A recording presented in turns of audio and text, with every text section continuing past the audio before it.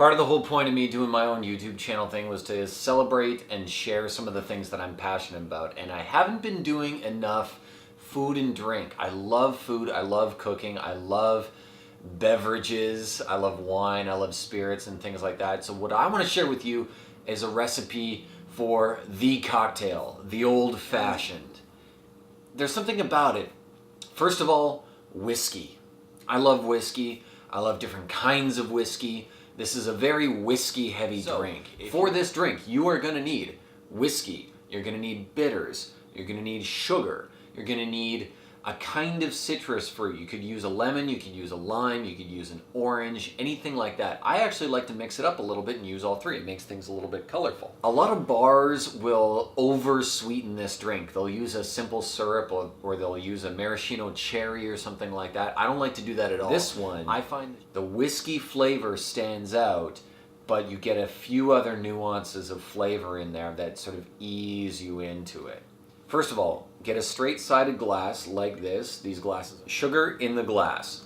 You could use a sugar cube if you want. I prefer granulated sugar because it dissolves a little bit easier, I think. Once you have the bitters into the sugar, put a little splash of water in there and really try to get that sugar dissolved. Swish it around in the bottom of the glass and wait.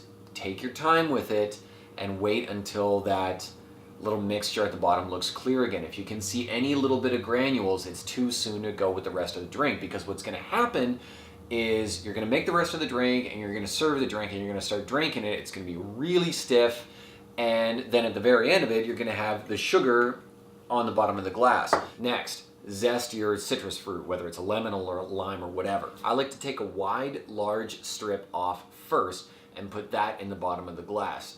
Twist it up, muddle it up, even use a pestle and mortar and pound those oils out of it. Once you've let that sit for a little bit, get some ice, 2, 3, 4, whatever, however you feel, cubes of ice, get it in the glass, let them sit there for a little bit. And next, 2 shots of whiskey.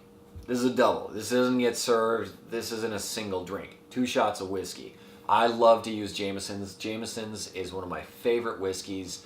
It's a reasonably priced whiskey.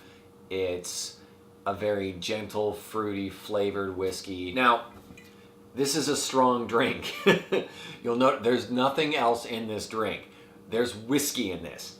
That's about it. But the ice in it, let it melt, let it dilute that, let it chill and dilute and calm that whiskey down a little bit. That's gonna be what introduces you to whiskey. All right, there's a little bit of sweetness, there's the citrus flavors in there that are going to do something to the whiskey. I like this one because it provides a little variety to my whiskey tasting. It's funny, for as different and broad a range as the whiskey flavors can be, and as interesting a drink as it can be, I love to mix it up every now and again with an old fashioned because it's interesting. And there's something about the preparation of it, the steps that you take. Like the old fashioned, give it a go, give it a try. You can make it at home. It's super easy and it's really enjoyable. And hopefully it'll introduce you to whiskey, to a new drink.